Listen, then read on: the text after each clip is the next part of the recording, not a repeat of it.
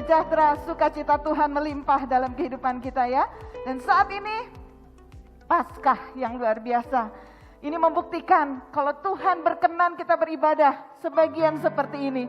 Ini kuasa kebangkitan Kristus kita rayakan, amin. Ada kuasa Tuhan yang kita tidak terpuruk dalam keadaan, tapi kita tahu ada sesuatu yang Tuhan hendak lakukan. Ada sesuatu yang Tuhan hendak kerjakan di dalam kehidupan gerejanya. Bapak Ibu, saya ucapkan selamat Paskah buat kita semua ya. Hari ini kita sungguh bersyukur karena hari Paskah merupakan hari kemenangan bagi kita. Kebangkitan Kristus tadi dikatakan, dia tidak terkalahkan. Dia tidak terkalahkan. Maut pun tidak bisa mengalahkannya. Yesus bangkit mengalahkan maut. Buat kehidupan kita mendapat kemenangan. Dan saya bersyukur berita ini sampai kepada kita di sini. Berita ini menjadi kesukaan. Seharusnya kita menyambut dengan sukacita. Kenapa?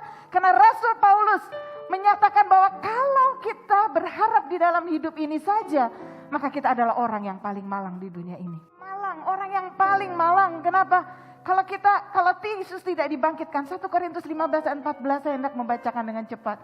Sampai ayat 19 mengatakan, tetapi andai kata Kristus tidak dibangkitkan, maka sia-sialah pemberitaan kami dan sia-sialah juga kepercayaanmu.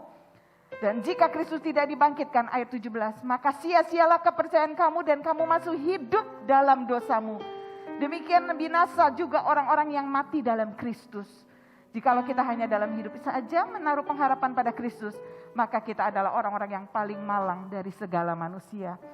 Jadi kita bersyukur berita bahwa Yesus bangkit dengan tarian tadi luar biasa, dengan puji-pujian yang kita naikkan. Engkau Allah yang hidup, Engkau bangkit, Engkau luar biasa Tuhan.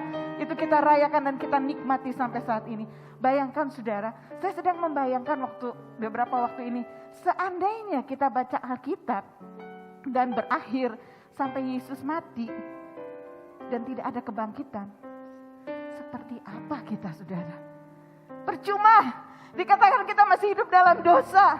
Dan mungkin kalaupun seperti ini, misalnya penyebaran dari orang-orang Yahudi sampai ke Indonesia, dari India mungkin sampai ke Indonesia, kita beribadahnya nggak seperti ini pasti. Semua harus ada di luar, bawa kambing, bawa domba, bawa burung tekukur. Tidak ada seperti ini. Tidak ada yang bisa bersorak menaikkan terima kasih Bapa, terima kasih Yesus, terima kasih Roh Kudus. Nggak bisa. Hanya oleh imam besar saja. Kalau sampai kita baca Alkitab sampai Yesus mati dan dikuburkan titik. Tidak ada kabar. Tidak ada kabar baik. Tidak ada kabar kemenangan. Saudara, oleh karena itu kita syukur kepada Tuhan. Yesus bangkit dari kematian. Dan saat ini kita akan melihat ya Bapak Ibu. Memperhatikan sama-sama apa sih yang terjadi kepada murid-murid Tuhan. Waktu mereka melihat Tuhan, gurunya mati, sampai saat waktu Tuhan Yesus bangkit dari kematian. Apa yang terjadi di dalam kurun waktu itu? Mereka mengalami masa berkabung, mereka bersedih, mereka mengalami masa gelap, mereka mengalami ketakutan. Sampai dikatakan dikunci semua. Karena mereka takut dengan penjajah dan orang-orang Yahudi yang saat itu tahu bahwa mereka adalah murid-murid Tuhan. Mereka merasa pupus harapan mereka. Seorang pribadi yang disebut Mesias yang diharapkan memulihkan politik mereka. Lepas dari penjajahan, habis sudah harapan mereka. Ketakutan meliputi murid-murid ya saat itu. Masa-masa seperti yang digambarkan tadi mungkin saat ini kita sedang alami. Masa-masa yang murid-murid Kristus alami pada saat Yesus mati dan sampai bangkit menunggu kebangkitannya. Mungkin itu yang sedang kita alami. Kita lagi dalam keadaan ketakutan saat ini. Kita dalam keadaan tertekan dengan begitu banyak masalah. Kita nggak ngerti masa depan kita akan seperti apa. Murid-murid pun tidak mengerti apakah saya harus balik kepada profesi saya semula. Apa yang harus saya lakukan? Guru saya, Tuhan saya mati. Tapi saudara, di sana kita melihat bahwa dalam tekanan, dalam himpitan kita akan belajar dari murid-murid itu. Saat firman Tuhan diberitakan, Tuhan menunjukkan kepada kita saat ini apa yang sedang kita alami, apa yang harus kita lakukan. Kita semua bisa menikmati kemenangan Kristus, bisa kita alami kebangkitan Kristus, kuasanya kita bisa nikmati. Mari kita sama-sama membuka di dalam Markus pasal 16. Saya akan bacakan Markus pasal 16 ayat 1 sampai 8. Kita akan lihat, baca, menyimak bersama-sama. Saya akan bacakan. Setelah lewat hari Sabat, Maria Magdalena dan Maria ibu Yakobus serta Salome membeli rempah-rempah untuk pergi ke kubur dan meminyaki Yesus. Dan pagi-pagi benar pada hari pertama minggu itu, setelah matahari terbit, pergilah mereka ke kubur. Mereka berkata seorang kepada yang lain, siapa yang akan menggulingkan batu itu bagi kita dari pintu kubur? Tetapi ketika mereka melihat dari dekat, tampaklah batu yang memang sangat besar itu sudah terguling. Lalu mereka masuk ke dalam kubur dan mereka melihat seorang muda yang memakai jubah putih duduk di sebelah kanan. Mereka pun sangat terkejut. Tetapi orang muda itu berkata kepada mereka, jangan takut, kamu mencari Yesus orang Nazaret yang disalibkan itu.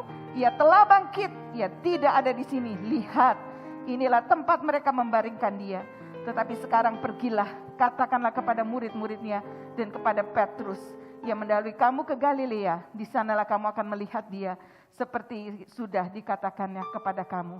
Lalu mereka keluar dan lari meninggalkan kubur itu, sebab gentar dan dahsyat menimpa mereka. Mereka tidak mengatakan apa-apa kepada siapapun juga karena takut. Dengan singkat mereka sampaikan semua pesan itu kepada Petrus dan teman-temannya. Sesudah itu Yesus sendiri dengan perantaraan murid-muridnya memberitakan dari timur ke barat berita yang kudus dan tak terbinasakan tentang keselamatan yang kekal itu. Bapak Ibu Saudara sekalian, dalam masa-masa gelap, masa kelam, masa berat yang kita alami saat ini, seolah-olah gak ada harapan. Maka untuk menikmati kuasa kebangkitan Kristus, yang pertama, kita akan sama-sama belajar dari ayat yang pertama sampai yang ketiga tadi kita baca. Tetap hati kita tertuju kepada Yesus Kristus, kepada pribadi Yesus. Bapak Ibu Saudara sekalian yang ada di tempat ini juga yang ada di rumah-rumah. Ketiga wanita ini, Maria Magdalena, Maria ibu Yakobus dan Salome, mereka mengalami sedih. Mereka mengalami kehilangan, mereka mengalami kedukaan. Mereka dalam keadaan seperti itu, kehilangan pemimpin yang selama ini ada bersama dengan mereka. Kehilangan guru yang terus memberikan pengajaran dengan hikmatnya. Duka yang sangat dalam dialami oleh mereka. Harapan mereka untuk bersama dengan Tuhan habis sudah. Tuhan sudah mati, Tuhan sudah dikuburkan. Namun dari ayat yang kita baca, kedukaan yang mereka alami itu tidak mengunci mereka. Kedukaan yang sedang mereka alami tidak menghukum perempuan-perempuan ini untuk tetap tinggal di rumah dan tidak melakukan apa-apa. Mereka tidak tinggal di rumah dan menangisi keadaannya terus. Mereka tidak meratap terus di rumah, tinggal di rumah, kesedihan melingkupi mereka. Ternyata mereka melakukan sesuatu. Di ayat di pasal 1 dan 2 ada 3 kata kerja yang kita lihat sama-sama. Mereka membeli rempah-rempah, mereka pergi ke kubur, mereka bermaksud meminyaki Yesus. Luar biasa, saya melihat kayak gini. Tuhan menyingkapkan sesuatu yang luar biasa. Dikatakan mereka membeli, itu memang menggunakan kata past perfect. Jadi sudah membeli. Jadi mungkin kemungkinan waktu Sabat kan ini dikatakan ayat ini setelah lewat hari Sabat. Jadi sebelum hari Sabat waktu Yesus diturunkan mereka mengurapi dengan cepat karena hari Sabat harus segera akan terjadi. Mungkin sesudahnya mereka sudah membeli. Jadi ada persiapan. Mereka tetap tahu Yesus sudah mati, tahu Yesus ada di dalam kubur, tahu dia ada di dalam kubur seperti itu. Tetapi apa yang mereka lakukan? Mereka tidak meratapi diri dan tidak melakukan apa-apa. Saya bersyukur firman Tuhan mengatakan mereka datang pagi-pagi benar pada hari pertama minggu itu setelah matahari terbit pergi ke kubur Yesus. Mau ngapain? Mau meminyaki Yesus. Mereka sudah mempersiapkan, mereka sudah membeli rempah-rempah itu.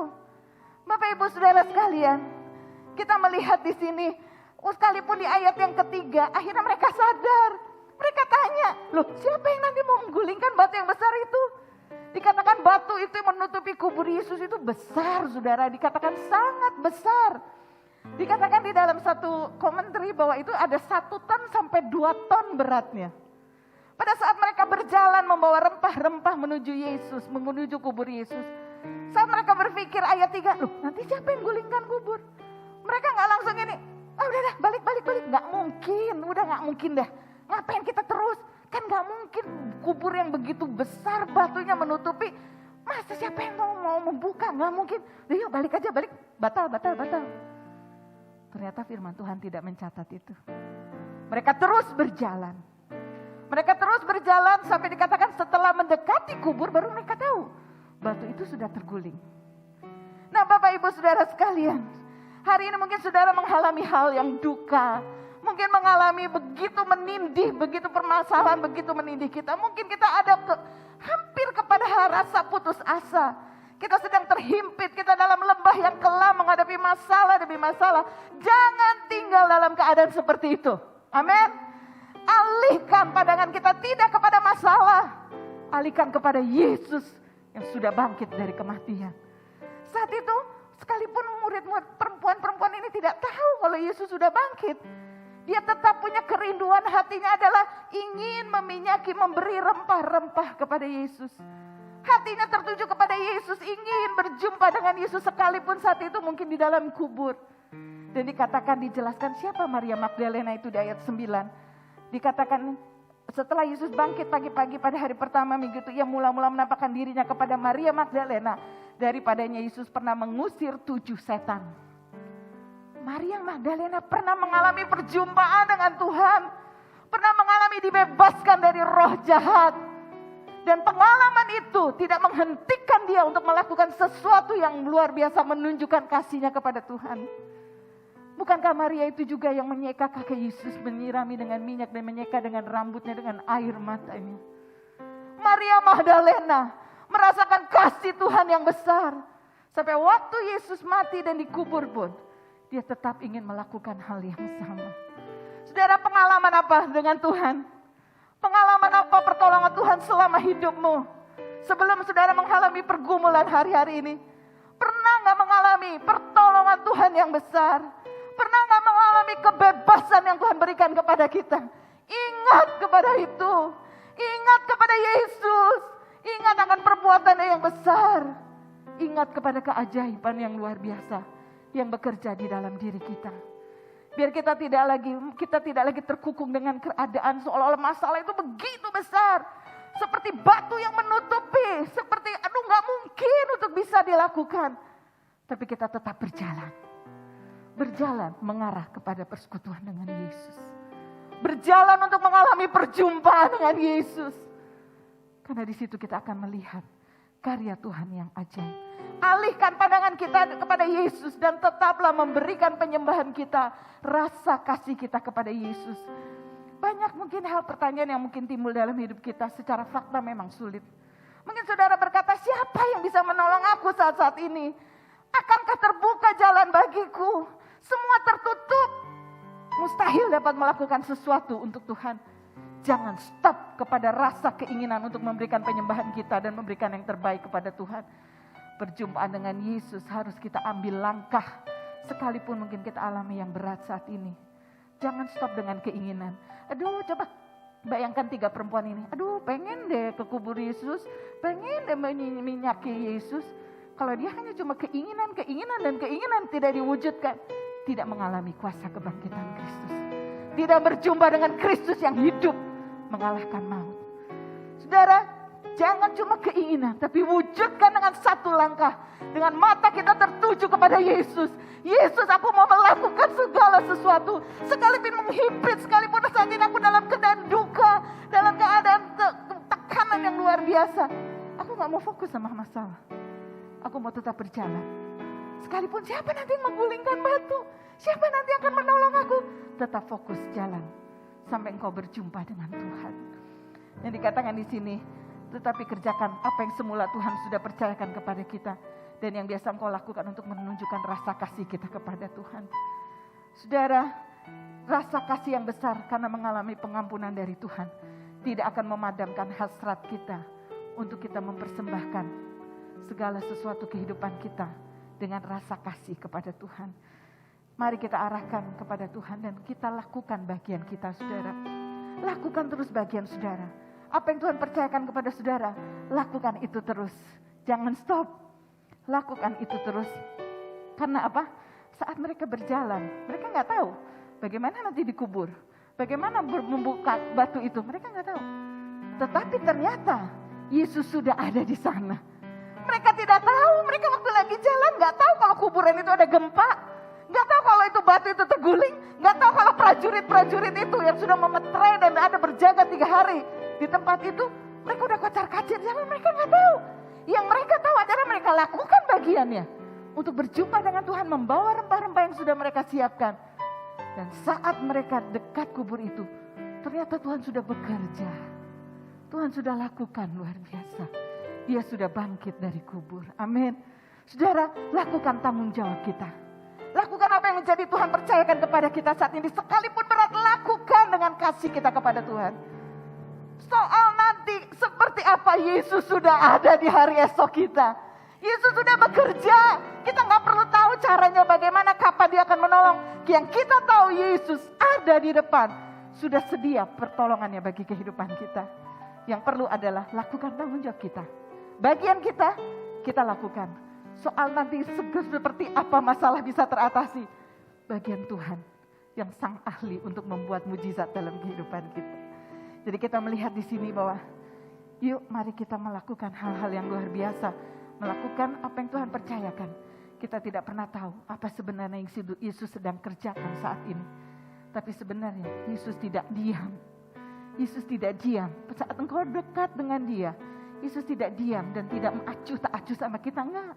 Dia sedang melakukan sekalipun kita tidak melihat. Sekalipun kita lihat sepertinya tidak ada. Ada satu lagu yang Miracle Workers, apa ya? Sekalipun aku gak lihat, tapi aku tahu engkau bekerja Tuhan.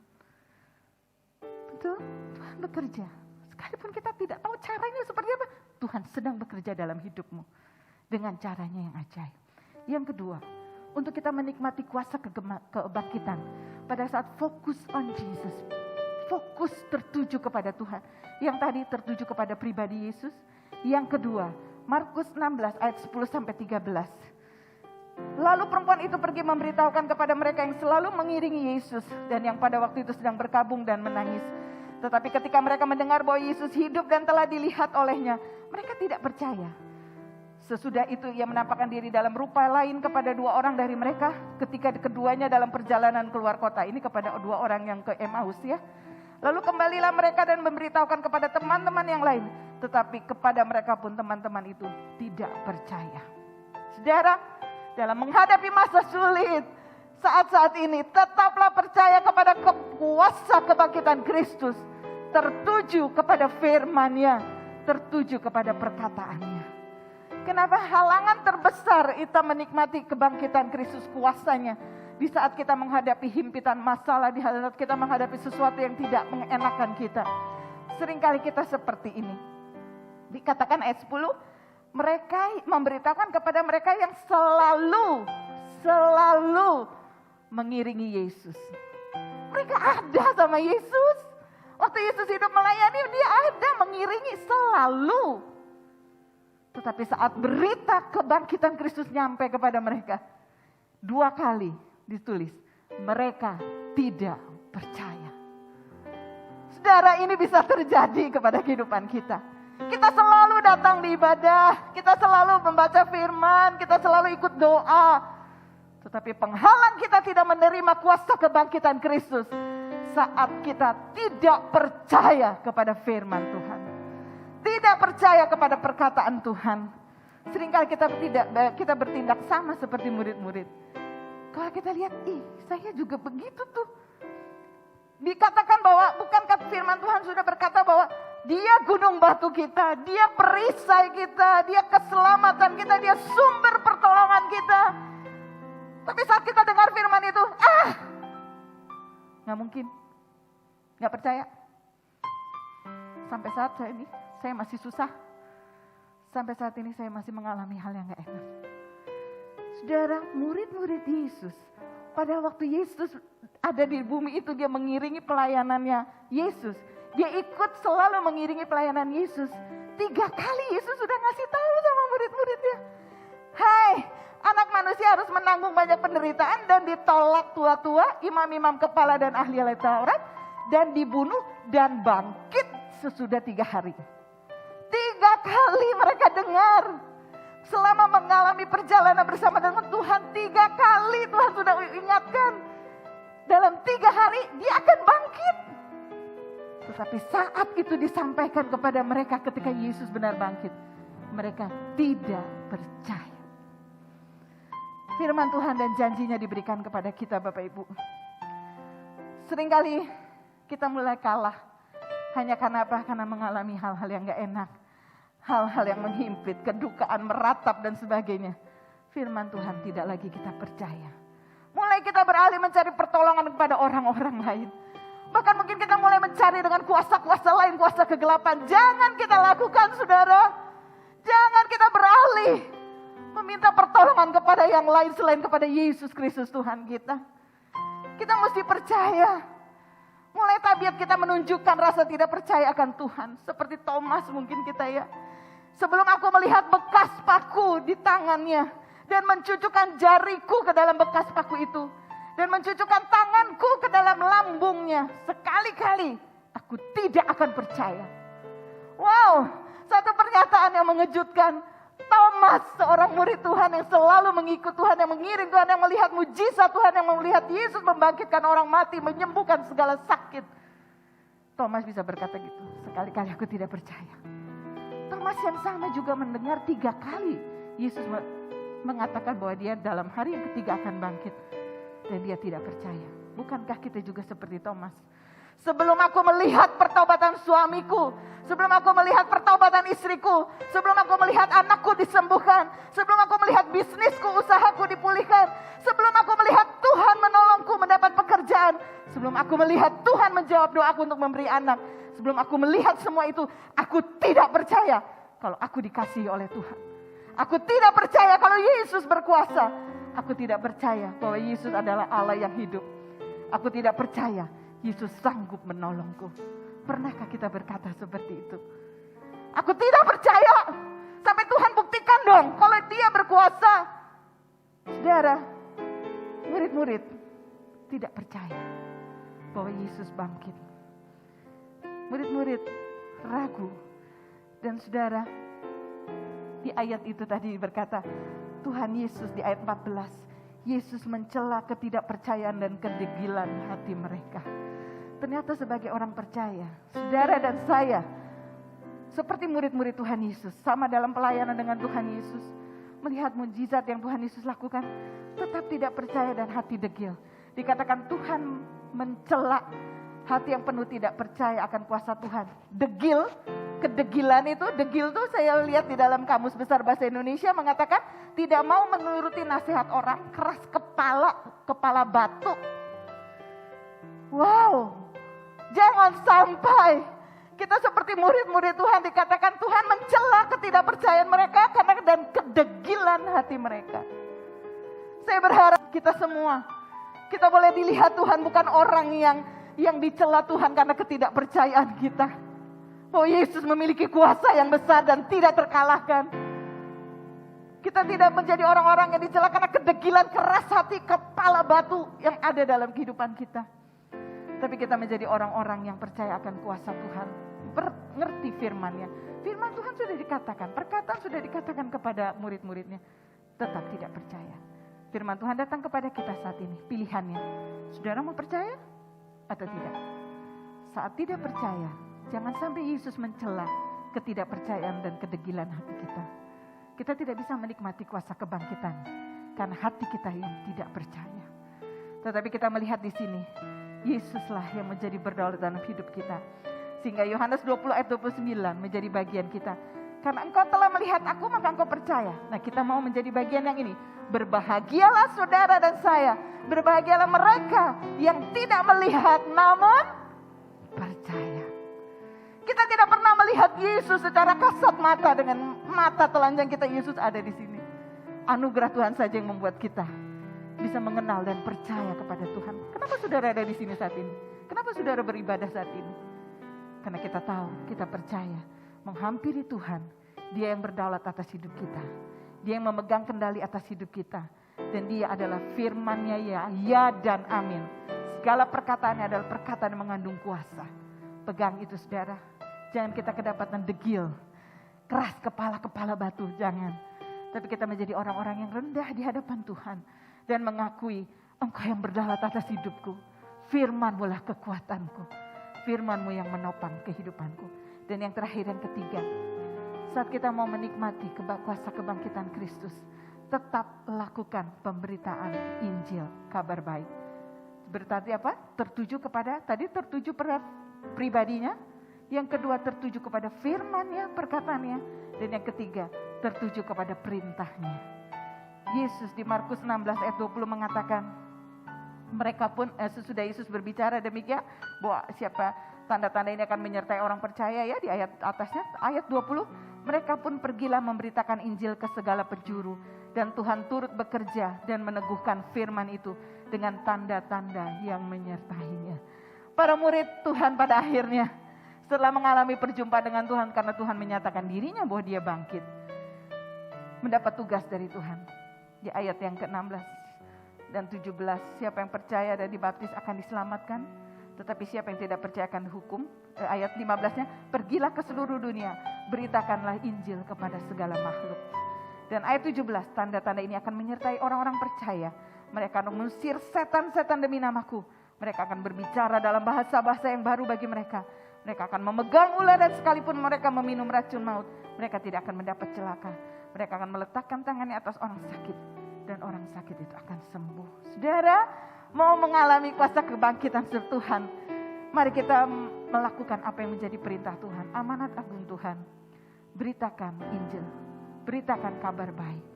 Saudara, ini merupakan bukan berarti balik-balik ke situ. Ini perintah agung. Perintah agung, tapi dengan jaminan agung juga. Ada jaminannya apa? Tanda-tanda menyertai pelayanan kita.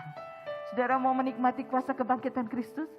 Mau mengalami bagaimana tanda-tanda heran itu mengikuti kita? Lakukan pemberitaan kabar baik. Maka di situ kita akan melihat kuasa Tuhan jauh lebih dahsyat dari segala kuasa yang ada di dalam dunia ini. Amin. Berikan tepuk tangan bagi Tuhan. Yesus kita luar biasa. Yesusku luar biasa, saudara.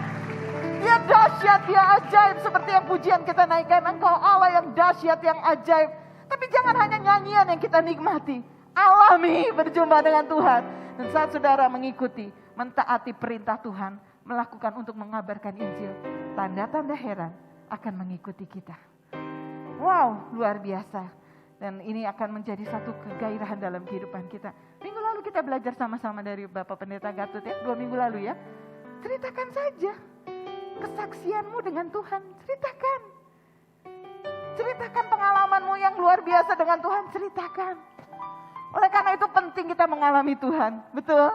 Penting kita mengalami perjumpaan dengan Tuhan, mengalami karya Tuhan, penting. Karena apa? Karena itu yang bisa kita bagikan. Pada saat kita membangun hubungan, bagikan cerita perjumpaan dengan Tuhan. Tuhan akan lakukan perkara yang ajaib. Puji nama Tuhan.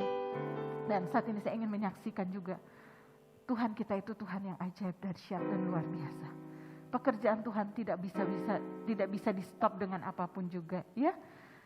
Kalau saya pikir tanggal 14 April adalah 2 tahun Pastor Lukas Tuhan panggil pulang. Sebentar lagi 2 tahun. Tapi apakah pekerjaan Tuhan di tempat ini berhenti? Tidak. Karena apa? Karena Tuhan mau kita semua menjadi pemberita-pemberita Injil. Membawa kabar baik kepada setiap orang. Banyak orang yang membutuhkan itu, saudara. Dan saya melihat bahwa Tuhan bisa pakai siapa saja kok. Pekerjaan Tuhan tidak akan mati. Jadi jangan juga sombong. Nah, kalau gak ada saya gereja ini gak akan jalan. Gak ada saya gak mungkin lah bisa ada media seperti ini. Oh, siapa bilang? Tuhan bilang batu-batu saja bisa Tuhan suruh untuk menyanyi memuji Tuhan. Oleh karena itu kalau dipercayakan Tuhan untuk memberitakan Injil, itu kepercayaan agung dari Tuhan. Itu luar biasa, Tuhan percaya sama kita yang bobrok kayak gini. Kok dipercaya ya? Tapi kita melakukan, Tuhan terima kasih, aku sambut tugas ini. Aku tahu ada kasih karunia Tuhan memampukan aku. Saudara, kalau saya mau terpuruk, saudara memang kehilangan seseorang yang kita kasih itu berat sekali ya. Berat sekali. Mau itu orang tua kita, apalagi pasangan hidup kita. Wow, saya merasakan sesuatu yang luar biasa. Di dalam ketidakmengertian saya, Tuhan punya rencana apa sih? Sepertinya kok jahat banget gitu. Saya pergi berdua ke gereja. Saudara tahu waktu pulang dari keadaan semua sudah selesai acara di sini, saya harus pulang ke rumah saya dong. Nggak mungkin saya nebeng terus di rumah. Jadi hari Minggu saya pulang, hari Minggu depannya.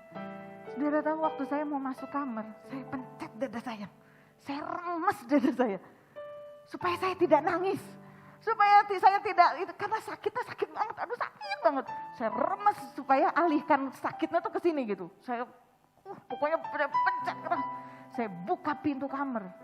Saya langsung mandi, saya nggak mau nyentuh barang-barangnya Pastor Lukas, saya nggak mau. Karena saya tahu saya akan jerit, saya akan nangis.